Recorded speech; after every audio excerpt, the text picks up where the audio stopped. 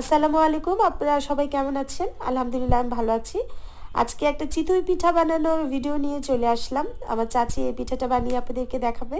প্রথমে গুঁড়ার মধ্যে লবণ আর গরম পানি দিয়ে এটা সুন্দর করে কাই করে নিচ্ছে। ছোটোবেলায় দেখতাম মা চাচিরা মিলে পিঠা বানাতো, ভীষণ ভালো লাগতো বসে বসে দেখতে। এটা প্রায় হয়ে গেছে, আমি একটু শর্ট করে দেখাচ্ছি আপনাদেরকে। গুলানোটা শেষে এখন আমরা বানাতে চলে এসেছি। পাত্রে একটা একটা করে পিঠা ছেড়ে দিবে এখন। আশা করি ভালোই হবে। পাত্রটা যদিও নতুন, তেল দিয়ে গরম করে নিয়েছে, দেখা যাক কেমন হয়। পিঠাগুলো দেখতে মানে শেপটা অনেক সুন্দর লাগছে। আগে তো এই সিস্টেমগুলো ছিল না, এখন নতুন নতুন অনেক কিছুই বের হয়েছে। আমরা দুই স্টাইলেই দেখাবো, এরপরে মাটির একটা পাত্রেও দেখাবো। এটা ঢেকে দিয়েছিল, এখন পিঠাটা প্রায় হয়ে গেছে, এই জন্য তুলে নিচ্ছে। একটু লেগে যাচ্ছিল, আমি যেটা শুরুতেই বলেছিলাম নতুন কিনেছে এই জন্য হয়তো একটু লেগে যাচ্ছে।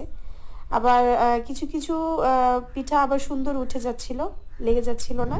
দেখতে অনেক সুস্বাদু লাগছে এবং লোভনীয় লাগছে।